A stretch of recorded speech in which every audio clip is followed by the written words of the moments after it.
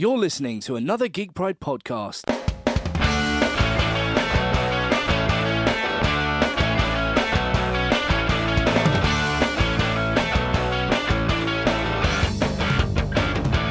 Hi everybody, Matt Geary for the Geek Pride cast on this Thursday evening, and I am joined by a proverbial horde, a murder or a herd, or what's the collective name for a bunch of geeks? I thought we were the cult of Covfefe.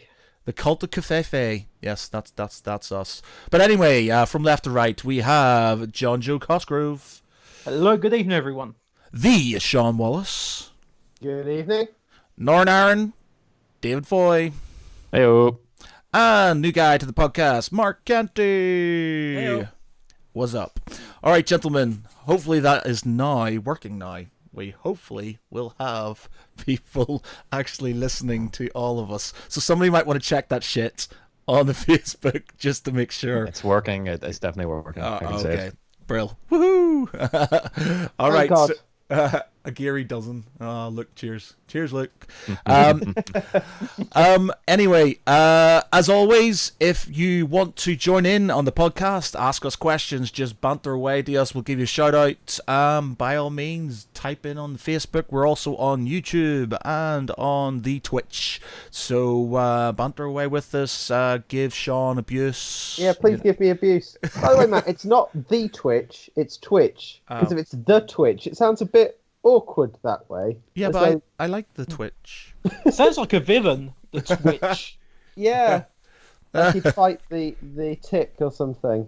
Yeah, Maybe that's the Tick's mortal enemy, the Twitch. the Yeah. Twitch. Were they making a film of the Tick TV film? series. TV series. series. Yes, Yeah, that's right. in August that's coming out. It's Peter Saravinovitz, isn't it? Yeah, Here. it is. Yeah, it's like Awesome. basically one of the main reasons to get Amazon Prime, I think. Hey, Sean, can you see me? Can you see the Facebook at the minute? I'm not looking at it. I'm looking at you holding a gun. Oh, right, okay. Oh, you can't see my awesome T-shirt then. What is it? Yay. It's my Emperor T-shirt. You know that mug I shared on Facebook? Oh yes, I got the absolutely. T-shirt as well. Yeah, Emperor of Mankind. So for the people who are listening, not this evening, what does your T-shirt say, Matt? Yes. Well, it says. Well, I've got to read down on it now because I can't remember it. It says, "No world shall be." What does that say? Reading upside down is not good. It's not a good thing for me. Oh, actually, no. I could read it from here. Okay, I've got it here. Sorry. No world shall be beyond my rule. No enemy shall beyond my wrath. Yes. There we go. Okay. Did you just read it off the mug? No, I read it off the picture on Facebook. Yeah, Oh dear. I just pretty much got back from Hamburg for my friend's stag do. I'm still suffering. Like really, it was. Have you dried out yet? You cruel, cruel man. That's all I am saying. Okay, so and loads of people here watching this maybe, and you don't know John. He's a good friend of mine, known for a long time, singer in my band. It was a stag do, and we all went to Hamburg, which Hamburg is effectively sex shops, strip bars, gun shops, and takeaway places. That's about it. Oh, and bars. That's it. It just sort of that's all it is. Well, at least forget about all the classic German architecture and all of the history behind it, and the football team. And do you know what? Do you know what? Right? Okay. That was the Reaper Band. But yeah, we did go into the center of Hamburg, and we went up to the big top of the Tower of Saint Joseph, possibly. I can't remember the name of it, but and it was all the history about it being bombed in World War II. But anyway, yes. So we're in Hamburg for stag do, 4 days. Pure drunkenness and Debauchery. yeah, it was tough, and somebody see the whole thing about I kind of wish I had Gearston. I need to get Gearston online again because he was there. And what happened is, like, John, somebody rocked up with a double-ended dildo. just because, and we called it Dylan. It was called Dylan for the rest of the. It was called Dylan, Okay. and it went everywhere with us. I swear, I shit you not. This double-ended dildo. There's photographs of Ali, my housemate, walking. You know, like those people who are sort of leading groups and they hold things in the air. He was walking around with this double-ended dildo as our sort of marker, and it's surprisingly effective. That you'll notice a big fucking cock in the air when you're lost. You can just see Ali holding this big kit, and it was even better because it was a Harley Davidson weekend, and the Harley Davidson weekend there was like thousands of bikers. I'm like no shitting you, there was thousands of the bastards everywhere. Like, just that episode of South Park where it's like nom, nom, nom, nom, nom, nom, nom, nom, nom. Yeah, that was it, man. That was the whole, just the Harley Davidsons everywhere. People getting drunk, and Ali walking around with this massive cock.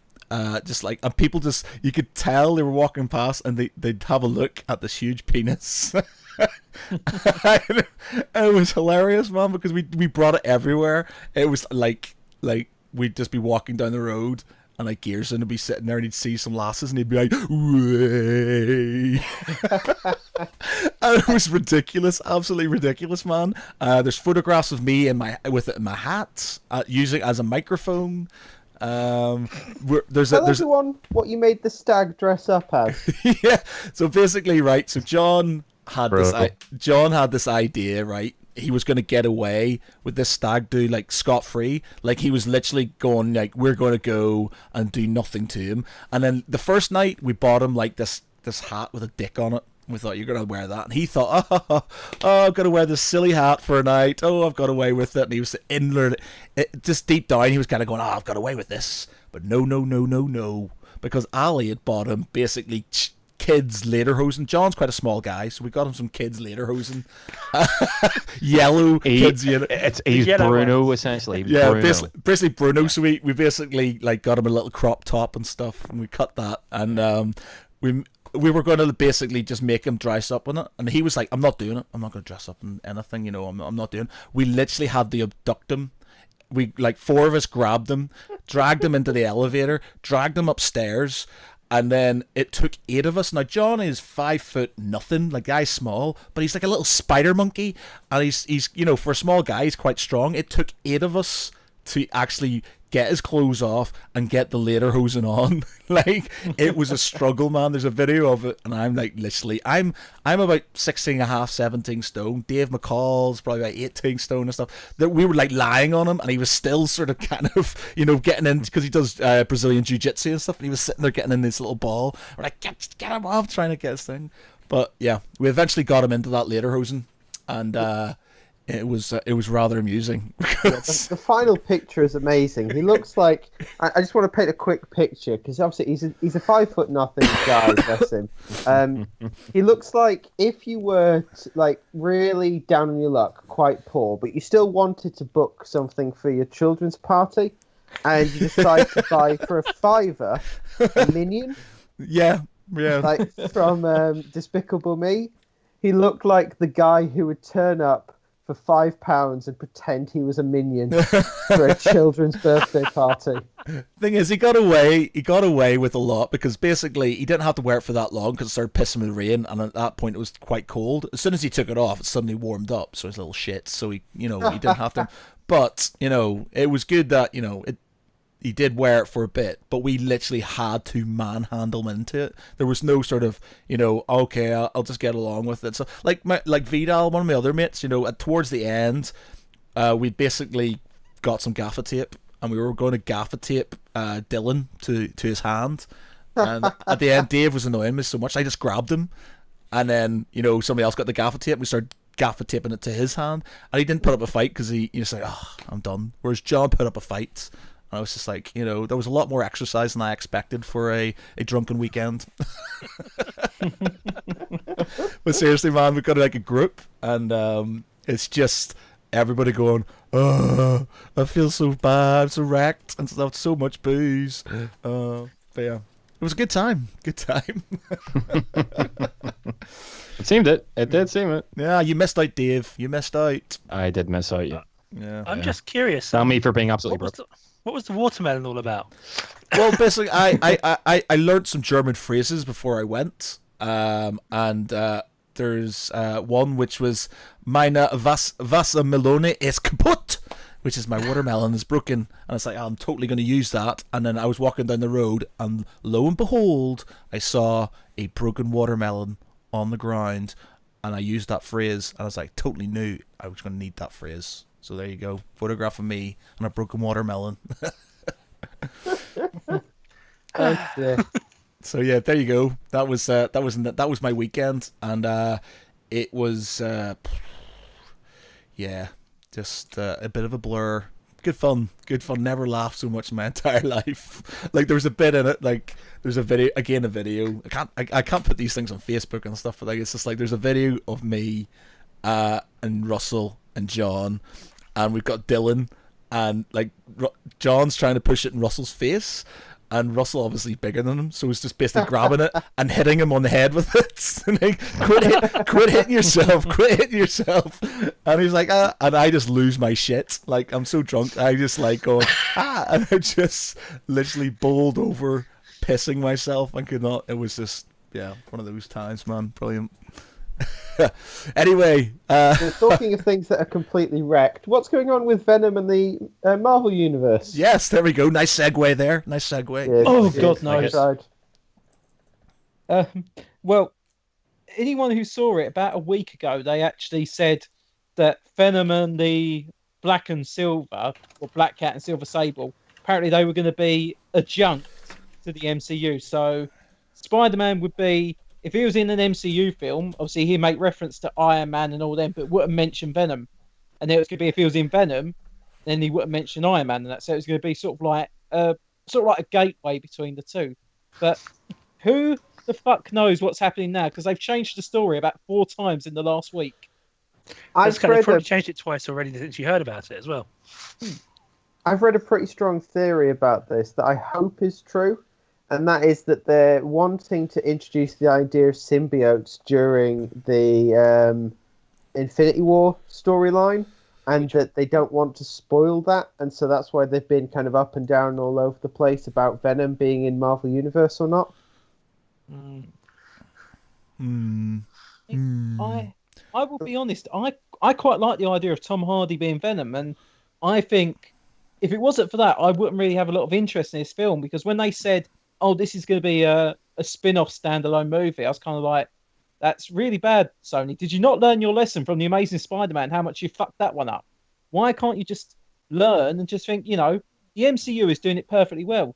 You got new Spider-Man film that's getting really good reviews. Just let Venom be part of that world.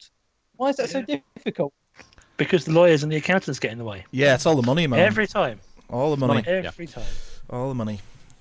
I mean, it's Sony. Well, Sony fucked up so much on Amazing Spider-Man that it's been a real kick in the balls that they've had to basically hand the rights back to Marvel to basically resurrect the series. And I think they're still, they've still obviously got the Venom film, and the Sinister Six film is another one they're still trying to get off the ground.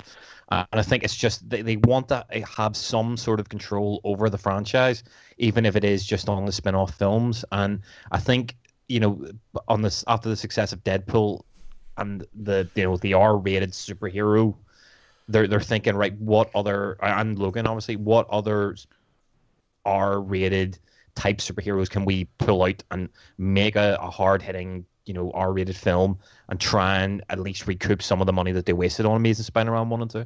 I've got to say, though, I'm really looking forward to Carnage. If they can do Carnage right, Carnage is my favourite Spider-Man villain. Oh, God, I can still remember buying the original trade paperback. Oh, Carnage. I don't think they'd be brave enough to do the proper Carnage on screen, though. Because it wouldn't be R-rated, would it? It would be... Isn't he like a trick first and afterwards? Isn't he like a serial killer and a rapist? Yeah, he is. Yeah, and Maximum Carnage. Yeah, Maximum Carnage is probably one of the most sort of celebrated adult Marvel comics. It's incredible.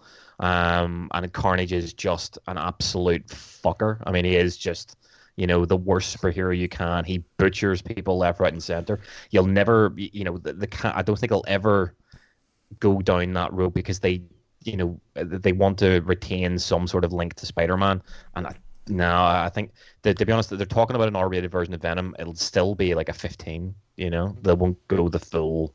I don't gore know. route. I don't know. They should go full Logan on it, man. Yeah, because of Logan. I wonder if Logan is actually going to change. Is going to direct them there and say, actually, maybe we could make what would essentially be like a really strange serial killer film, but with a superhero bent, because that would actually be a completely new direction for superhero films. I don't know if it retains a link to Spider-Man, especially to the current Spider-Man. I don't think so. I mean, I can understand X-Men, even though the original Sony, the Fox films were quite family friendly, there was still an adult sense to that.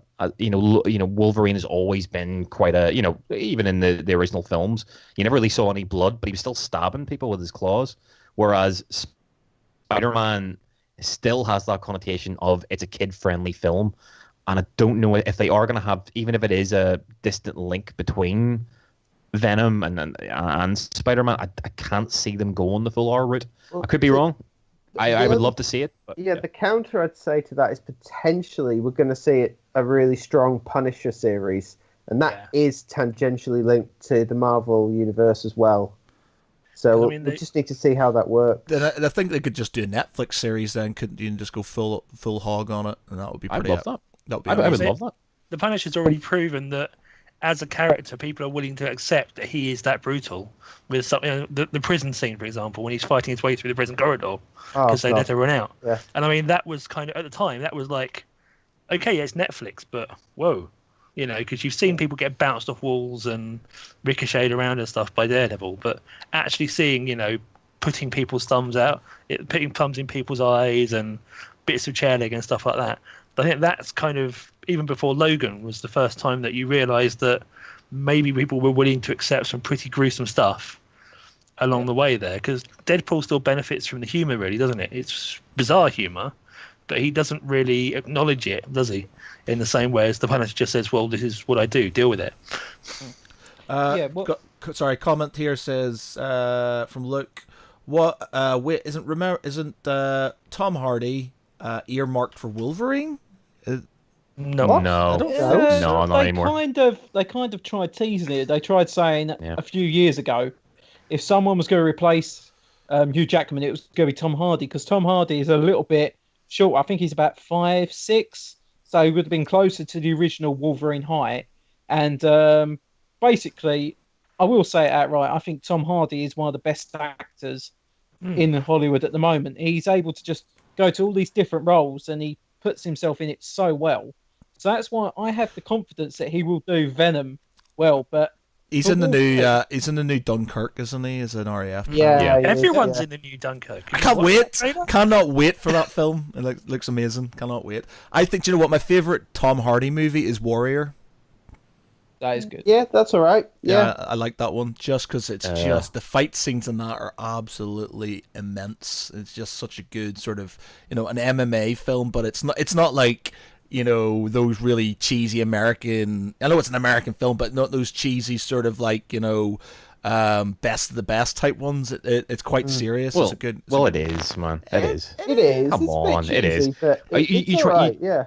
It's a good film. I really enjoyed it. I love the obviously the fight at the start when he kills that guy within a couple of seconds is awesome, but it's the whole sort of the brother fighting to save his house and you can say your guy's like a special forces and he's trained. The brother just is just fights his way to the title and shit. Like it's basically Karate Kid only in like sort of it's the Karate Kid meets Best of the Best. No, He also does.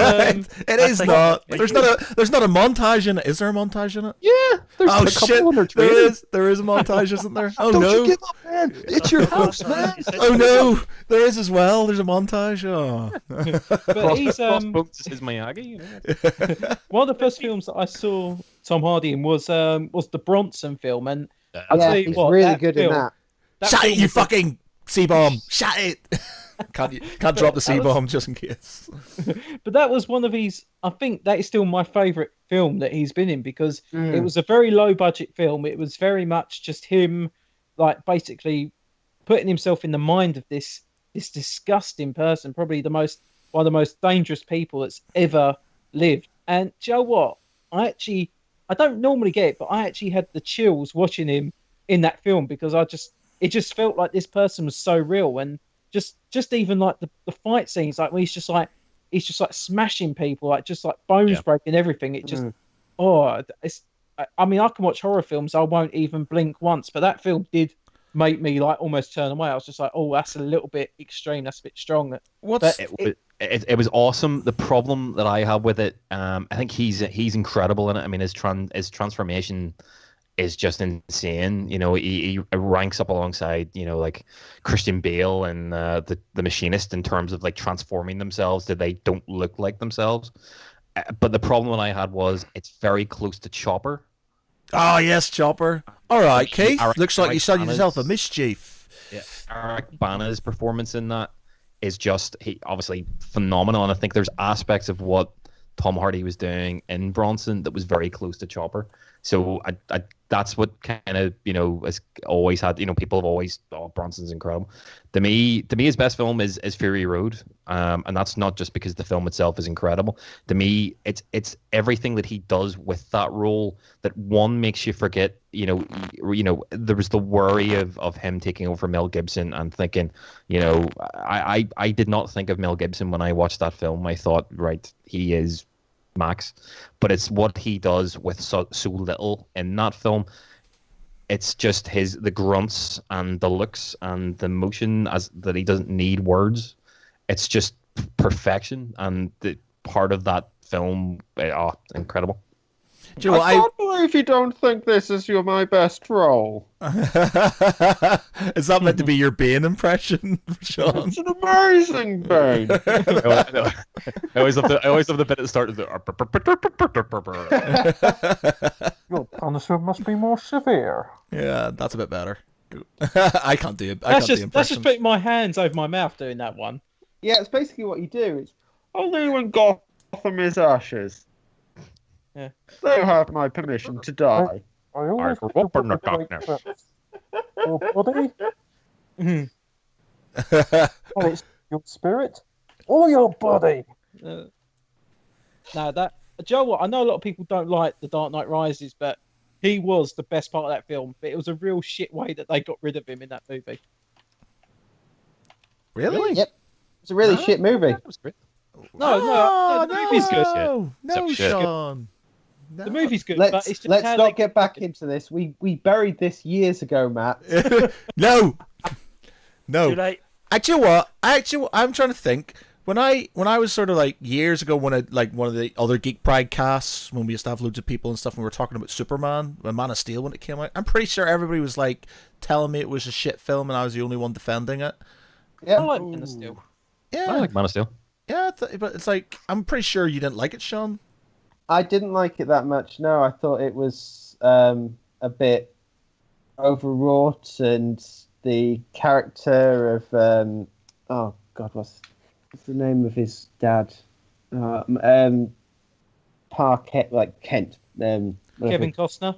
Kevin Costner. Kevin Costner Kent. Yeah, Kevin Costner Kent. Yes, Kevin Costner Kent. I think did you just say Hitler Kent? That's what I think you said. Yeah. We'll just call him Steve. Jonathan Kent. Jonathan Kent. Yeah, that character was written so badly and so weirdly, and Superman accidentally kills a ton of people and all that stuff. It's just yeah, I didn't really like that film. The thing is, people moan about Man of Steel, but then you got to think about Batman v Superman. Save Martha!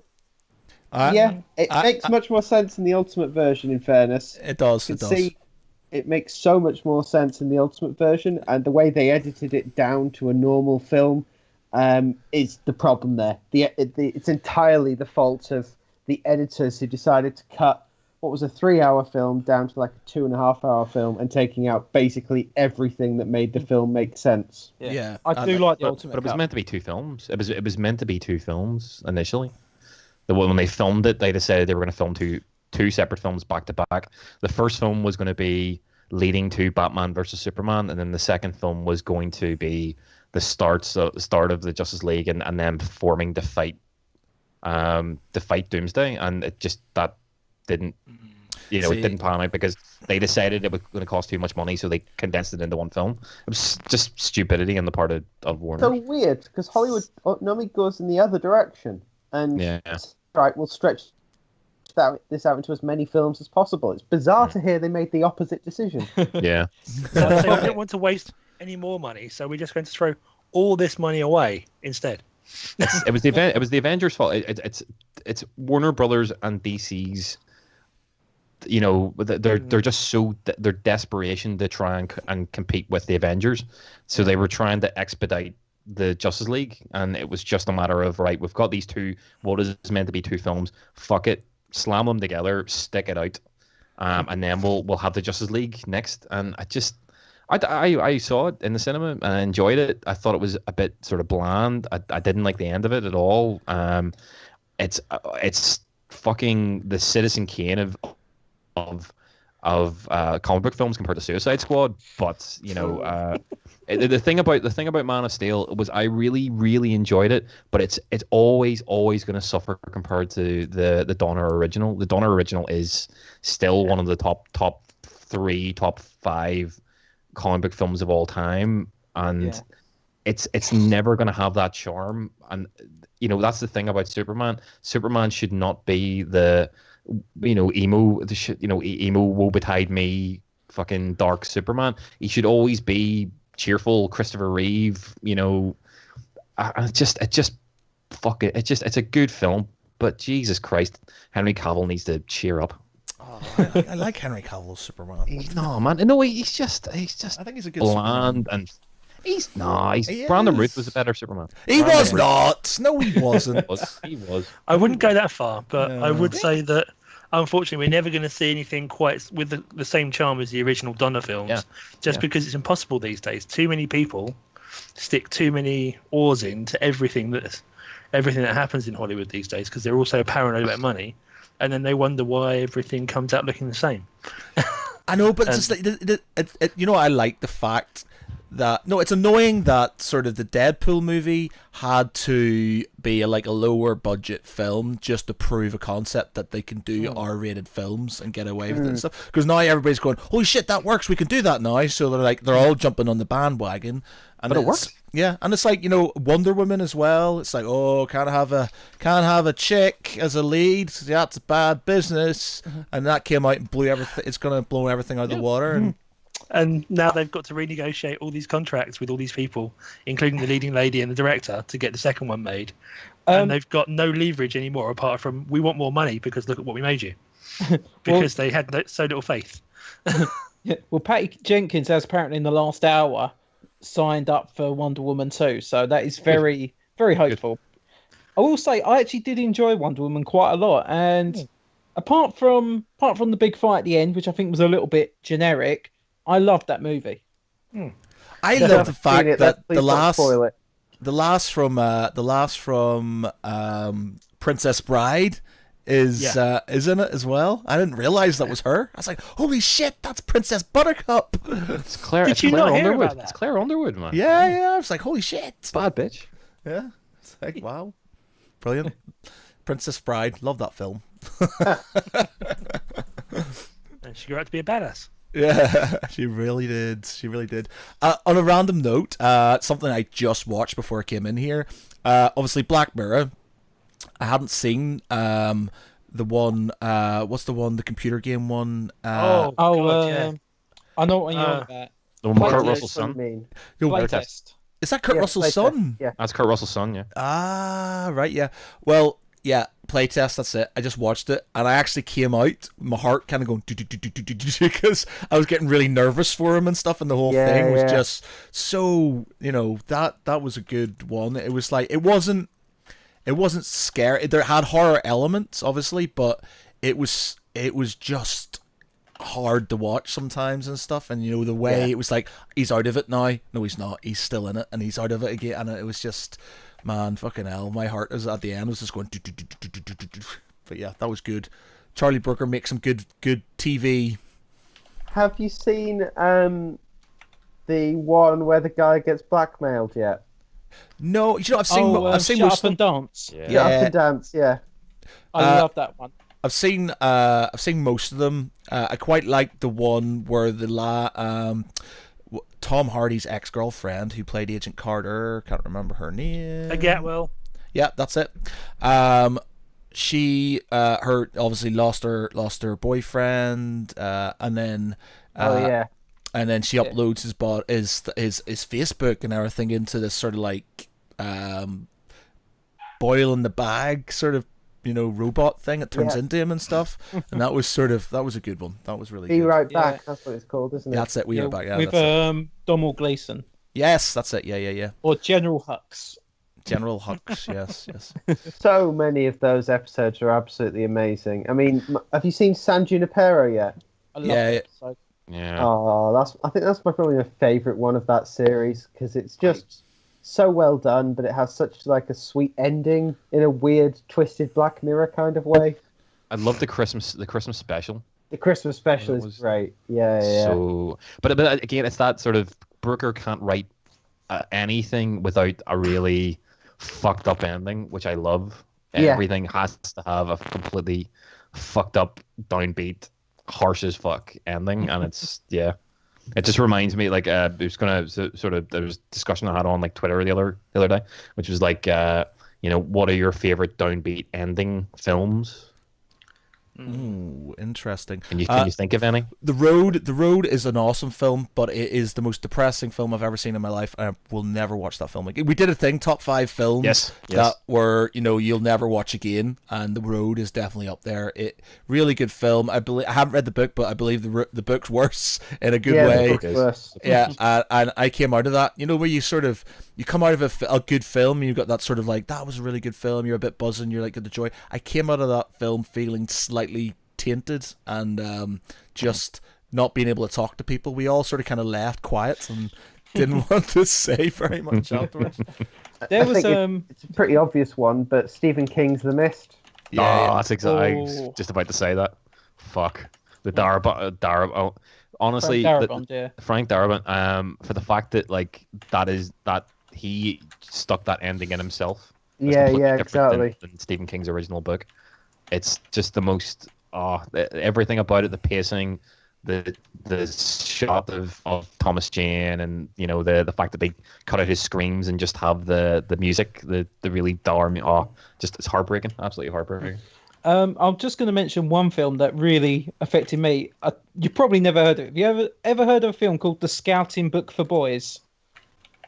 No, it's quite an indie film. It stars Thomas Turgoose, the young kid from This Is England. Very good actor. And the film basically set on a caravan park. It's about these two teenagers, they're best friends, and one of them's been told that she's going to have to move away, and so she's apparently going to go, but the boys are very determined to keep her around. So they make this plan to obviously hide her away. They fake like a missing persons report to say that she's gone missing.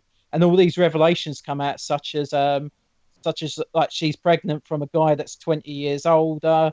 There's all these reports and all this abuse going around. There's all these people right on their edges. The parents going crazy, but the young kid himself, he's obviously trying to look after his best friend, but he starts getting obsessed with her. He starts getting really like he wants her to himself, and it gets quite brutal. From just looking after her, he actually keeps her trapped in a cave. He breaks her ankle so she can't escape. Oh, it's kind of like Misery then. Yeah. And it's the most upsetting ending because he realizes eventually that he can't keep this up. She's obviously got this busted ankle. She's about 3 months pregnant, and he finds her. He goes to get her from the cave. She's gone from the cave. He finds her on the beach, and she's just died. Like her leg is all gangrene. She's like just had it, and you see he's like he's swimming out to the water. And he literally just pulls her out, so she just drops to the ocean. It is one of the most heartbreaking, one of the most disgusting and upsetting scenes I've ever watched in a film. Yeah. And it was one of the movies that after I watched it, I just couldn't talk about it for about a week. I was just like, my God, I can't believe this was actually made as a film. All right, just to stop here. Somebody's typing loads in the background. If you stop it, or I will stab you in the face with a pen through the screen. Whoever's typing. Not me. It's not me. Not me. Anyway, stop typing if you're typing, because I can hear. All I'm hearing is tip tip tip tip tip tip tip tip. I've got. I don't know. I'm trying to struggle to remember the ending, but the most messed up film I've ever seen is called Dogtooth. Dogtooth. Yeah. Right. It's a relatively indie. I want to say like Bulgarian or something like that film. And it's about this guy who basically keeps his kids locked away and just brainwash them to believe just the most weird and horrific things. And it's just such a... I can't really explain it too much without giving it all away. But it's essentially just about how if you raise someone without telling them, like, away from society and without telling them everything, what they will be willing to believe. So they'll turn into the DUP, basically? Kind of, yeah. Basically, I remember the end now. The end is... kids get told that if they lose their incisor teeth, then they'll be adults and they're able to leave the house. So the eldest daughter pulls out her own teeth and staggers bleeding and hides in the back of the guy's car so when he goes to work, she can get out. And it just kind of ends with this kind of bloody boot as she's hidden in it, waiting to become an adult because she's pulled out her own teeth. That's grim. That is super grim. That's nasty. I've got two.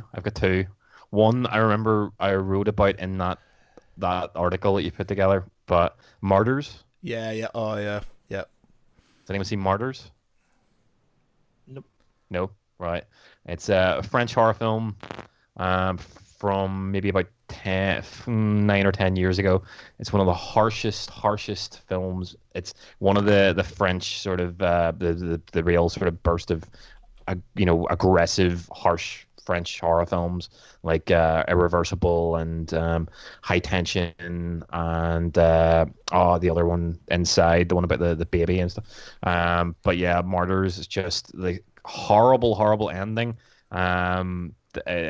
Basically, it's like a person being tortured in the most horrible way ever, and but it ends in a really sort of weirdly strange, downbeat but upbeat way, if that makes any sense. It's just a really fucked up film. And the other one is a Serbian film, and I'll leave it at that. Of course, Man. I haven't seen it. I've heard about it, and it's just like, what the fuck? It makes a human centipede look like the Naked Gun. So yeah. Mate, I just I heard sort of like the guy trying to explain what it was. It was like to symbolize the rape of the country and all this stuff. I was like, dude, not. It really isn't. That's just you're fucked up. That is just. Yeah, I mean, he kill. It's like he kills a guy by fucking him in his empty eye socket. I mean it's hardly a fucking statement on society. Like, it's just a we are fucked up. We want to show the weirdest shit ever. So yeah, but it's an entertaining film in its own right. Have you actually watched it? Yeah, of course I have. Of course you have, Dave. Of course you have, Dave. Did you watch the? Because apparently there's versions of it. Because there's one. Fine. It's just a the edited. Yeah, just a cigarette. Okay, who's Sean talking to? Sorry, there's a fire alarm in my building, but I'm just ignoring it because it basically fucking twat smokers stand in the communal areas in the stairs up and down where they're not supposed to and smoke, and every now and then one of them will fucking set off the fire alarm, so we just ignore the fire alarm. It's not warm yet. We still got time. Exactly, yeah. All right, okay, cool. All right. I heard it in the background and I was like, is somebody going to be okay? We're not going to have some hurt screaming in the background. I mean, it's just when it goes quiet, that's when you worry. Yeah, it'll be a podcast exclusive to hear me die. Yeah, Oh, God. Anyway, sorry, a Serbian film. Yeah. What were you gonna say? What were you gonna say?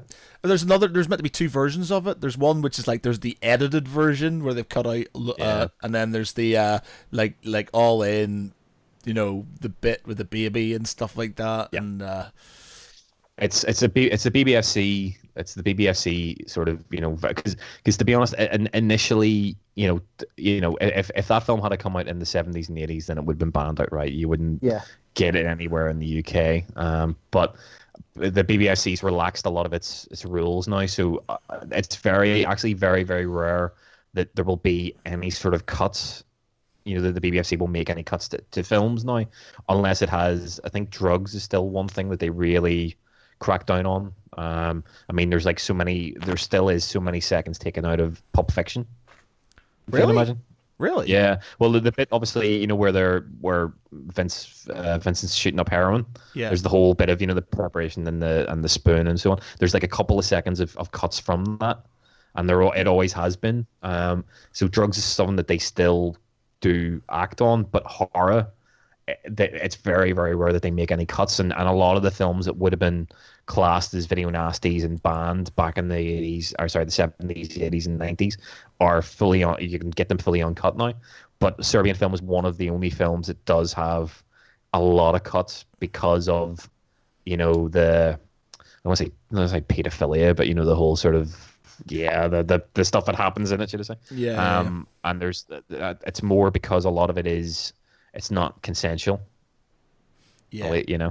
Well, so there are still quite a lot there. But yeah, you can get an uncut version of it online, easy enough. To be honest, I've watched the original cut. I do love gore films and I do love exploitation films, but I've never really I've never really gotten around to watching the uncut version. I just have no interest, to be honest. I watched it once just to say I saw it, and that was it. I think they should bring back the days where they sort of overdub stuff, like with like "Forget You, Buddy," really really bad, with like really bad sort of like overdubs. Yes. Mother Plumper. Yeah, I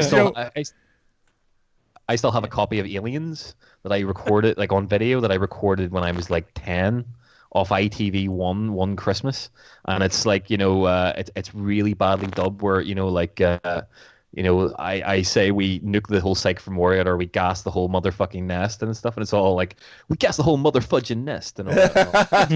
Or I remember years ago. Get away from her, you bent. When Shaun of the Dead came out, they done a similar thing because in the one of the scenes they replaced fuck with funk.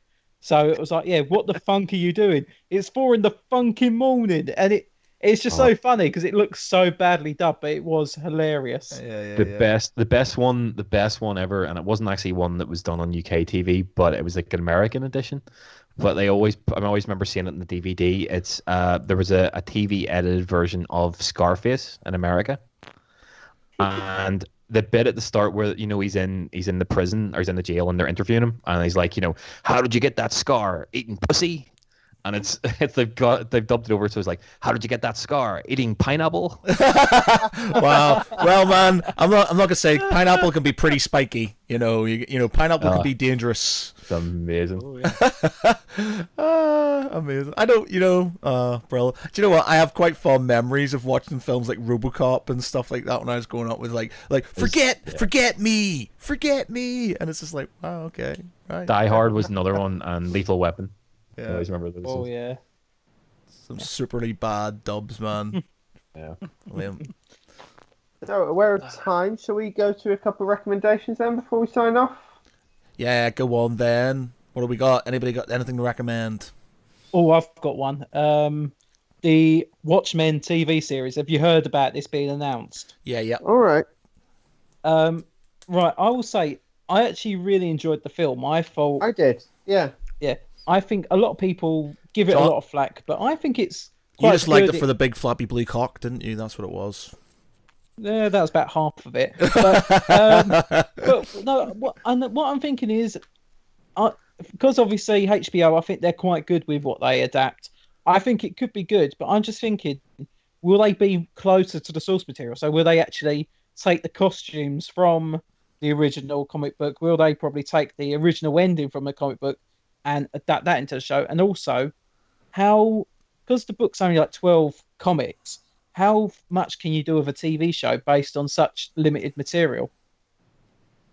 Well, the thing is, you could cover off a lot of the story of the prior heroes, and a lot of the stuff that's actually written out in the sections in between the comics in like the main paperback. So that could be how you actually flesh it out. True. Yeah. So there you are. I don't care as long as the there's a Big blue fluffy cock. Big blue cock. big fluffy cock, then I'm sold. Yeah, I Dylan, I want Dylan. to find it. I'm on. It's HBO. It's going to be there. Well, I don't understand is, in the film, it's like he's there, he's naked, his cock's flying free, then he's in Vietnam and he's covered up. Surely if you're trying to scare a bunch of sort of like, you're going to try to scare your enemies, having a cock the size of a fucking tree trunk should be pretty fucking scary. In fact, they should have had it and had him blasting shit out of his cock. Just that's just who I am. I can just do shit like that because I don't care, because I'm a god. This is why you didn't direct Watchmen.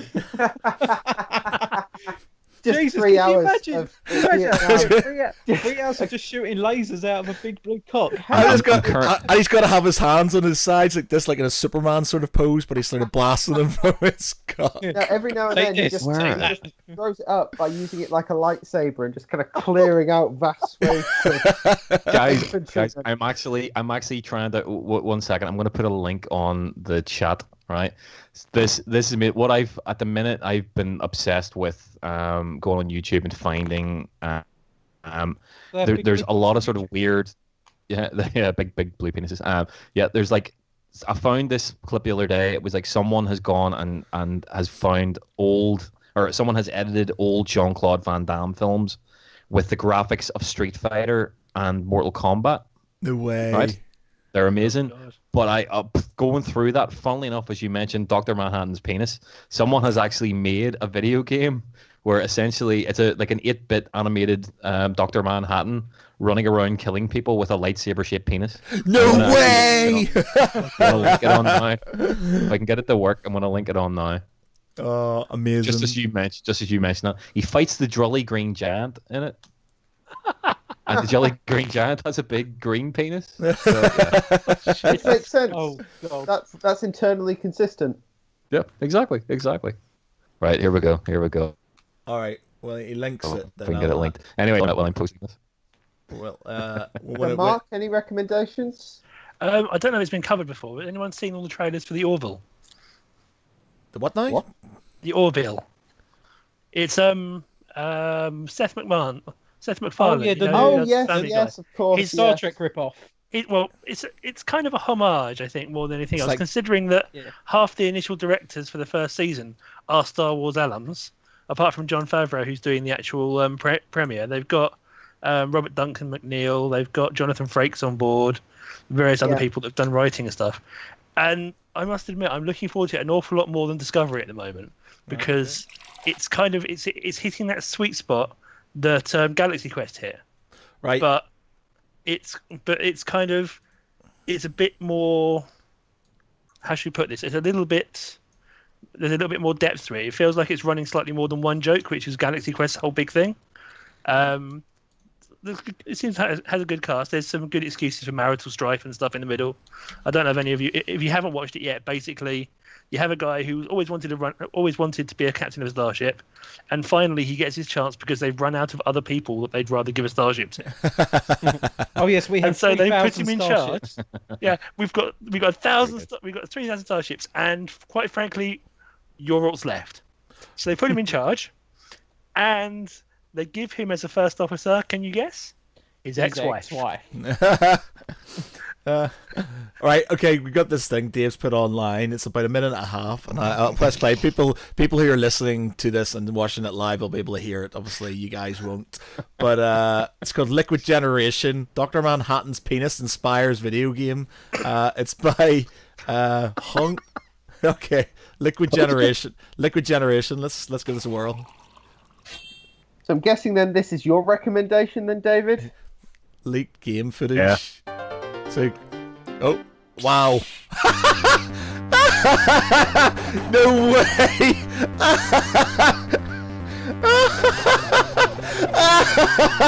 People who are listening to this will be like, "What the fuck?" He's got a penis. He's got a raging hard on now, and the Jolly Green Giant's challenging him to the duel. And they're having a bit of banter now. They're having a bit of banter. Ho ho ho! Think again, glow boner. Now the Green Giant is right. If you're listening to this on the podcast later, just Dr. Manhattan's penis inspires video games. Watch it.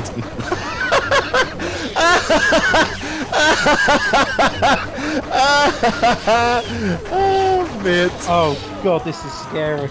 Oh man, right, I'm gonna have to stop that there because people are just gonna be like, "What the fuck's he doing?" He's just laughing into himself. But yeah, that was. So Matt, what's your recommendation then? That game needs to happen. That needs to be a game. Someone will make it land up on Steam. It's going to happen. You need that needs to happen. That game. I'm so childish.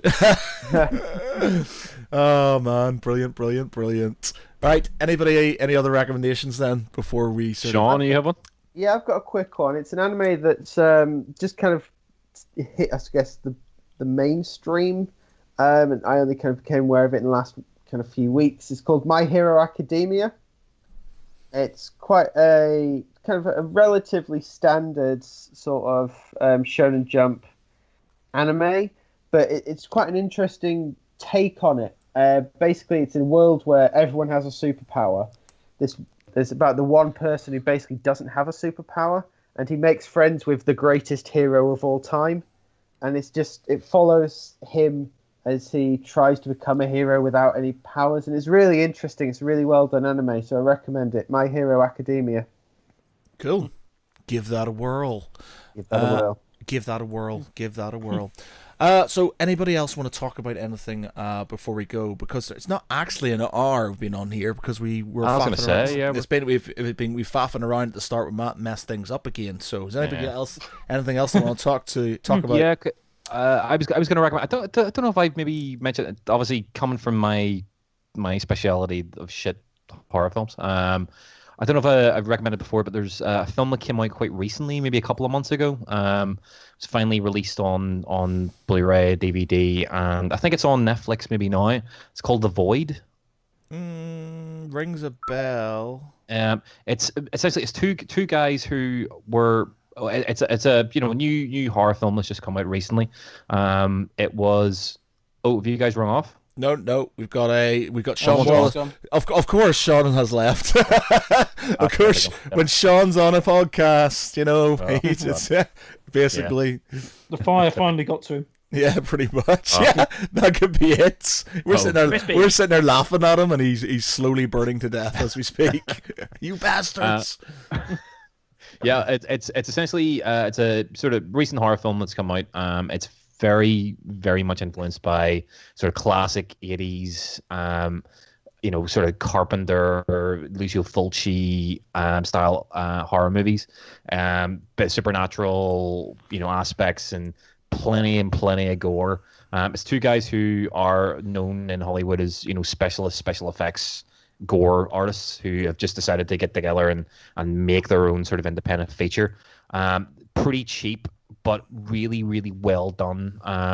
It's a proper homage, as I said, to those sort of real, fantastic gore movies of the 1980s. I absolutely loved it. It's it's just a simple premise. People trapped in a hospital with weird creatures. Trying to get at them. It's very much, like The Thing meets The Beyond. Absolutely loved it. I would recommend it to anyone who loves that sort of style of shit but good horror films and just wants to see something a bit different. It's called The Void. And as I said, it's out in Blu-ray now, and I think it's going up on Netflix. So that's my recommendation. Were you at the Belfast Comic Con recently? I was indeed. I was at the QCon, which happened 2 weeks ago. Oh, okay. The Queen's Con, and I was at the Film and Comic Con this weekend, which was pretty good. I always sort of I like the MCM ones because they always seem to attract a sort of higher class of guests. But the one problem that I have with the Belfast, it isn't even Belfast anymore. It's Northern Ireland because they've moved it out of Belfast. It's in essentially the arsehole of nowhere, out towards Lisburn. Really? Yeah, it's the maze where the maze prison was. Really? They've built this. It's like a former prison for paramilitaries in Northern Ireland, and they've converted it now into this big conference center. And it's a really good venue, but it's just out in the arsehole of nowhere. It's just Wow. But the venue itself's really well done. The layout for the con was pretty decent. The level of guests were good. The main sort of star was Sam Jones, Flash Gordon. Flash Gordon. We've done an interview with him. If you check it out, we get on our YouTube. I interviewed him. He phoned me. I've got his ringtone. I've got Sam Jones's phone number with a Flash Gordon picture and the Flash Gordon sound whenever he rings. That's what's. he was hilarious. Really, really funny. But you had like Summer Glau was there, which was probably pretty crazy. And who else? Like a couple of the Mighty Morphin Power Rangers, the original Rangers. Oh, okay, cool. But for me, the only people I really was interested in meeting, you had Nolan North and Troy Baker.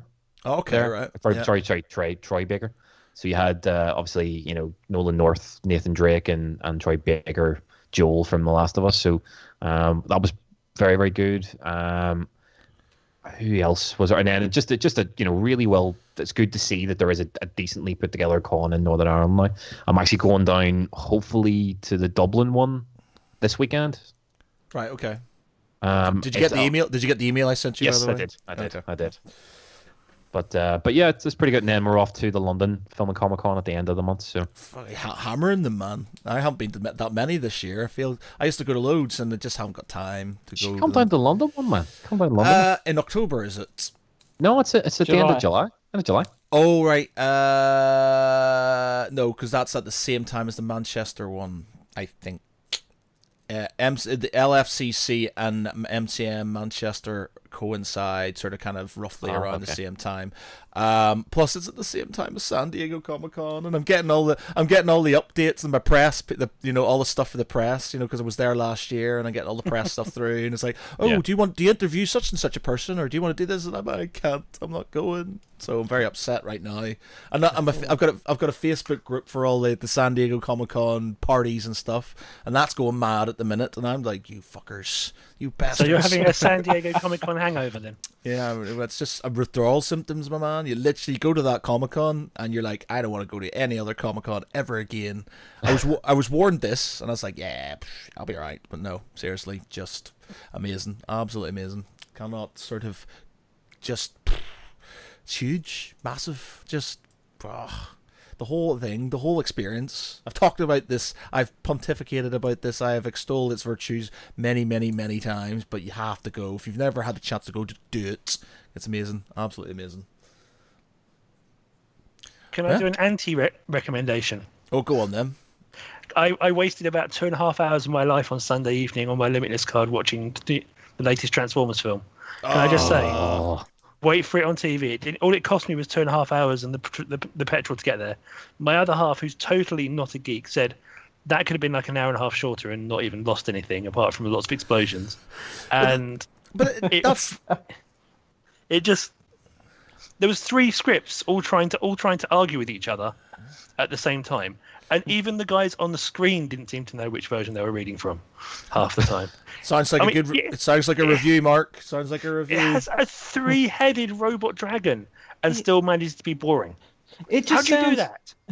I just don't believe the Transformers actually have a script. I just think it's just Michael Bay and a load of people going, should we put some robots here? Yeah, it's fine. Should we put some explosions here? It's fine. Should we put a woman who's just about barely legal, half naked in there? Yeah, do that. Fuck it. Let's just throw everything.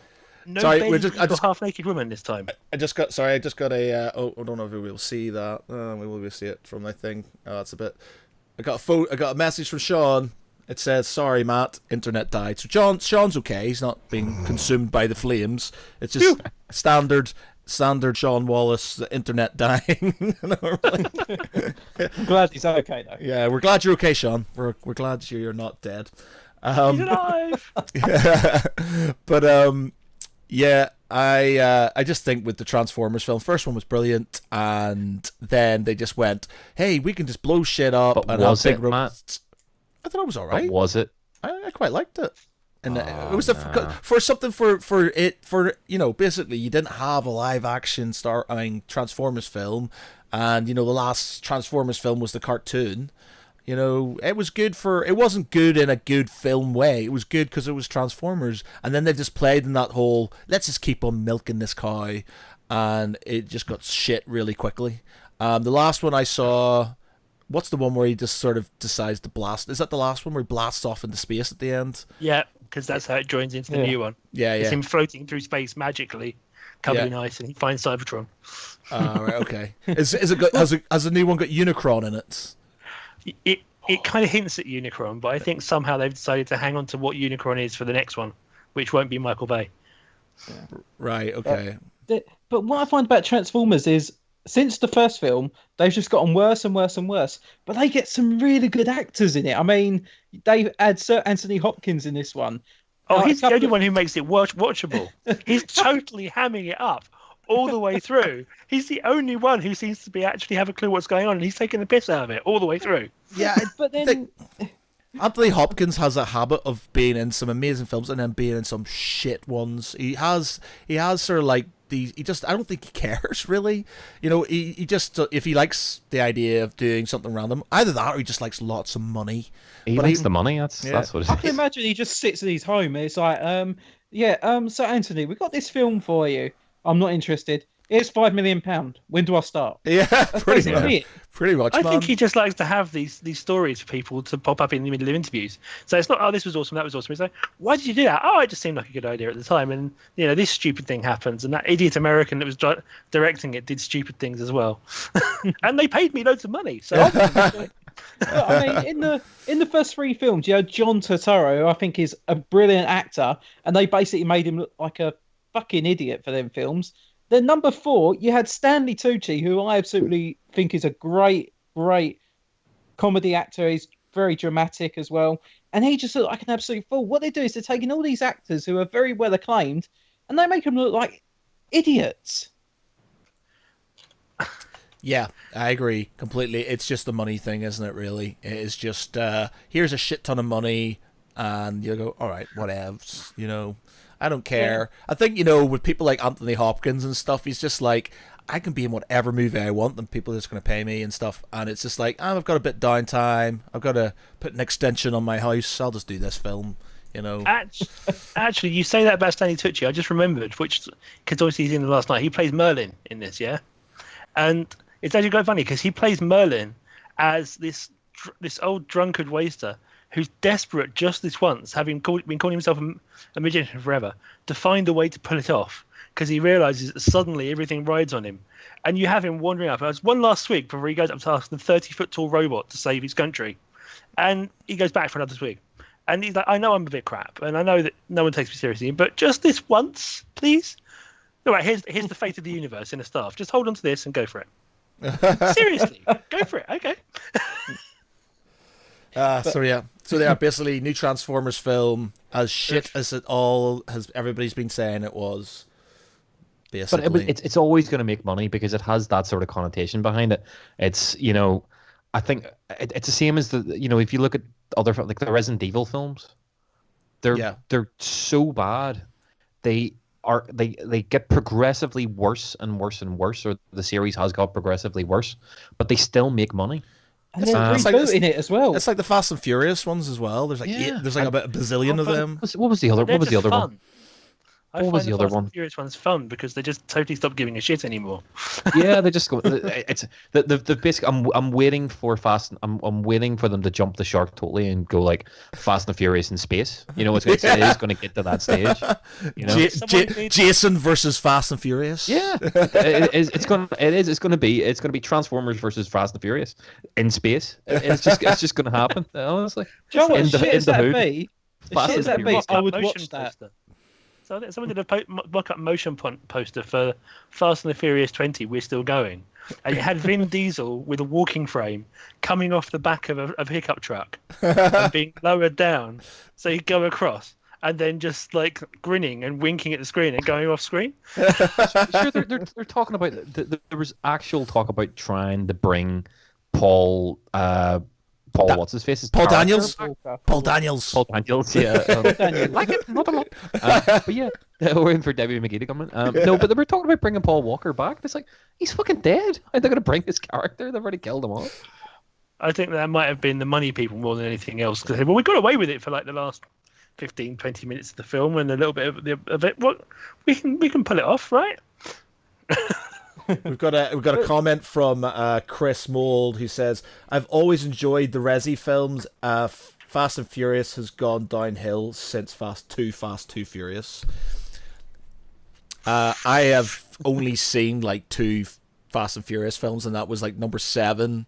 I saw like a little bit of number 1, and I saw one where there was a guy in Japan. Tokyo Drift. The Tokyo Drift one. And Yeah, that was it. So bad. Yeah. the weird That's one bad. that came part of it later on. It is probably one of about the worst one they did, all things considered. But it has very little connection to it anyway. I still think that number 5 is probably the best of them so far, just because it really just stopped giving a shit. And Because of the Rock. well, that too, but also the whole thing with the safe, because that was the point where you just knew they had stopped pretending it was a movie about the cars, and it was actually a movie about doing really stupid shit for lots of money and entertaining people with fast cars. Thing is, like, the Rock's like making pure till at the minute, man, because he's obviously he's in the Baywatch film. He's just done. He's in the Jumanji film. He's obviously the Fast and Furious films. He does a lot of stuff with Chris Hart these days. Now he's like, And he's still Jumanji. threatening that he's going to do Big Trouble in Little China, which is just going to be a fucking travesty if he does. oh And man, apparently he's going to be Black Adam as well in the DC extended Yeah. Oh, universe. apparently so, yeah. But the thing is, he might be good. But why are you focusing so much on Black Adam before you even get Shazam? yeah. Well, I quite like Dwayne the Rock.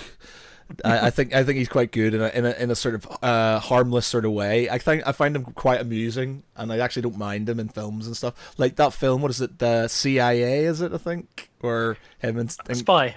yeah. Is it? The one where he's a CIA. Oh, he's no, a fat yeah. he's a fat kid, Oh. and it's got Yeah. Chris Hart. Yeah, that Oh, actually that's quite good. With Kevin Hart. Was it Kevin Hart? Was in it? Kevin Hart. That's it. Sorry, yeah, Kevin Hart. Yeah, I find it mildly amusing, but I'm easily amused. So there you go. Just sort But of that's thing. one of those things where he plays to type, doesn't he? He's got this type which is he's actually taking the piss a little bit out of himself, but he's going with it because it's fun and because he can get away with it. He's just having a laugh and they're paying money. But I'm just having a look here, and I hadn't noticed that on his IMDb profile. Apparently, he's announced he's going to be doing Doc Savage as well, Oh, and God. that's going back a bit. Wow. I don't know. I mean, I do like The Rock, and if you've seen Baywatch, he's actually one of the only people that I do enjoy in that film because he actually makes it fun. And The but little apart guy from in the fish that, tank. The little guy yeah, in the fish tank, that was bitch. that was so good. But just with the little binoculars as well. It was like, And then when I've not when he seen it swatched yet. them out, it's you can't take it seriously. But if you watched it originally, and it just totally takes the mickey out of itself at the same time. when it brings in David Hasselhoff as well, it is Oh. so funny. No way! Is Hasselhoff in it? And Hasselhoff- CJ at the end, Pamela Anderson. CJ, Oh, yeah, brill. actually moving in slow motion as well throughout the whole scene. Are you seeing this? Yeah. Yeah, honestly, you've got to watch it just for how much it takes the piss out of itself. What's the thing is, I like the fact that Hasselhoff has embraced his cheesiness. He's like, he probably thought he was a serious actor once, and then now he's just like, fuck it. If you watch it, Yeah. Watch it. Catch the credits. There's a sort of pre-credit scene with him and The Rock, and you have to watch that to totally embrace that he is totally taking the mickey out of himself. Right. Okay. When it gets to the end, just stick around for another 2 or 3 minutes.